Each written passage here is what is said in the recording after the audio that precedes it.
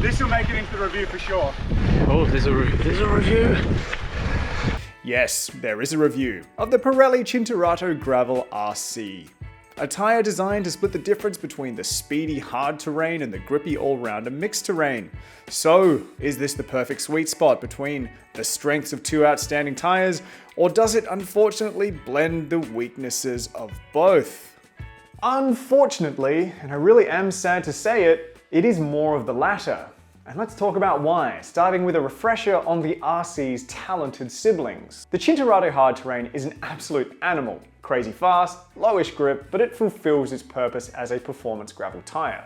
It did puncture a fair bit when I had it, but I really can't fault its performance capabilities. The mixed terrain is my all-time favorite gravel tyre. It's grippy, quick enough, and has a fantastic wear life.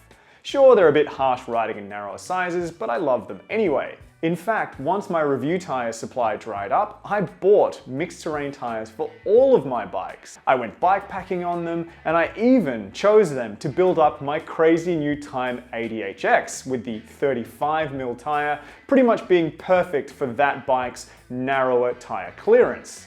That is how much I like them. Just a quick note on my testing setup. I used a set of 700C by 45mm tyres on my Bossy Grit titanium bike. The rims are nice, wide, carbon and hookless.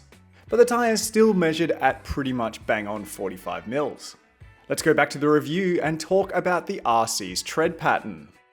It's newly designed, but it resembles more the hard terrain's tread than the mixed, with short, centered rubber tread, a few more gaps, and added shoulder knobs. So in theory, it should be a grippier version of the hard terrain. Now my test period spanned about 4 months, over 800 kilometers, and I found that generally the grip is underwhelming. It was fine on damp days when the dirt is compact and tacky, but it was very slide happy when the summer rolled in, and the local South Australian gravel gets very powdery and shifty. It was really breaking traction early and often, which is not really a great mix. We did some gnarly rides through the summer in rugged, sandy, rocky places, and I found myself wishing I was on the mixed terrain tyre more than once. And look, lower grip isn't such a big problem if the tyres are quick, but unfortunately, these aren't. And we do live in a world where fast tyres can be grippy. Take the Panaracer Gravel King SS and the Continental Terra Speed. Out on the gravel, I found the rolling speed a bit lacking.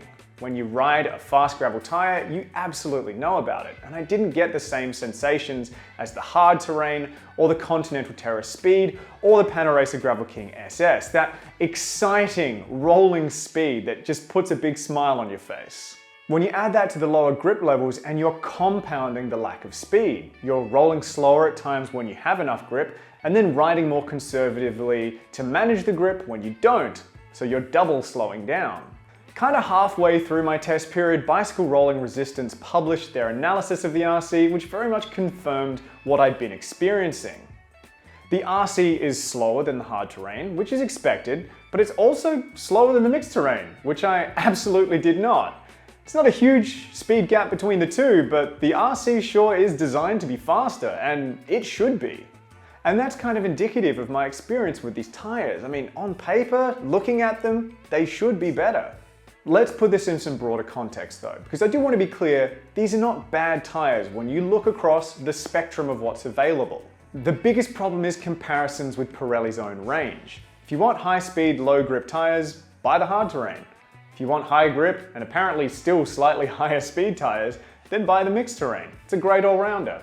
The RC somehow manages to combine the weaknesses and not the strengths. The Cinturato RCs fall into the zone of being just fine, with things like the Maxxis Ramblers and the American Classic Aggregates. The problem though, is that the RCs are new and they're expensive. They're far more expensive than a lot of their direct competition. And when you add in the balance between performance and price, these become a very tough sell. Dollar for dollar, you can just get a lot more elsewhere. On a more positive note, I want to give the RCs some credit for being easy to set up and easy to manage. I got them seated and inflated with a standard floor pump, and I've had zero issues with punctures or other reliability. The wear life is okay. The rear tyre has lost some tread height, which is to be expected, but the front looks pretty good. So there should be another few hundred kilometers in the rear at least, and plenty more in the front. It is worth mentioning that the RC's 60 TPI casing is meant to be more puncture resistant, which is great and does give it an edge over the hard terrain. In my experience though, it doesn't give it an advantage over the mixed. I've done so many thousands of Ks on those tyres and found them to be fantastically reliable. So again, it seems the biggest opponent to the RCs come from inside Pirelli's own range. To wrap it up then, the Cinturato RC is a bit of a miss from Pirelli. The company has done so well with their gravel products that I was surprised by their sort of middling proposition and performance from the RCs. The good news for Pirelli though, the hard and mixed terrain variants are some of the absolute best on the market. If you want great tyres within their categories, buy those.